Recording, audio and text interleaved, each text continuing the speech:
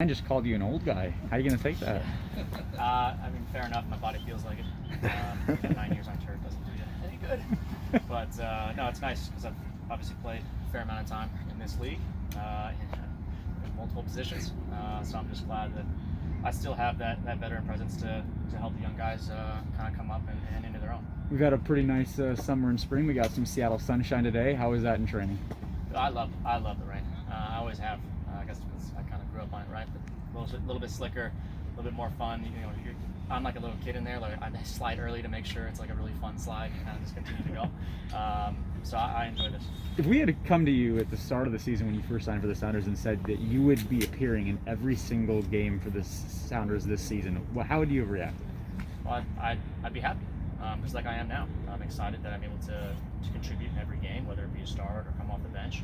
It's something that I've always prided myself on in my career, is being able to come off the bench in many occasions, as well as start. And like it's exciting for me. I think it's a pretty cool thing to have, especially back in my hometown, and to be able to help the team like I am.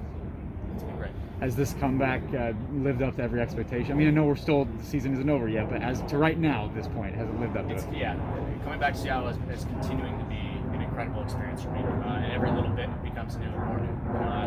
Again, I got to see my folks after the game, and that's never going to get used to that. I think that's incredible, the sense of happiness and pride that they feel.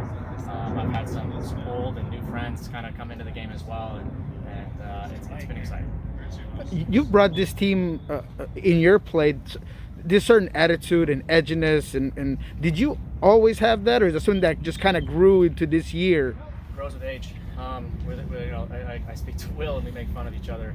We're the old grumpy men with a bunch of kids running around, get off our lawn kind of thing. So no, look, it becomes with gamesmanship a little bit. If I can get into the opponent's head, I know he's going to foul me and then waste another minute. It comes in with making sure that if the guys are down and we're getting pumped a little bit, can I get those guys back and get the excitement going again? It's not always an actual anger thing. It may look like it, but I like to think I'm a pretty nice guy sometimes. So it kind of just comes with experience and age. A lot of terrible things are happening over there.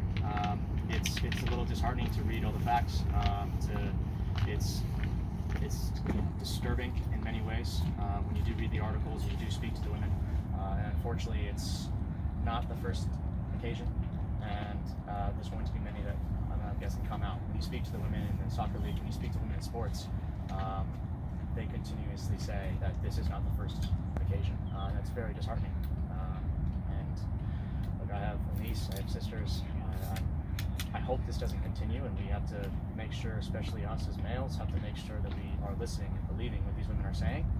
Make sure we fix our attitude and our actions to be so.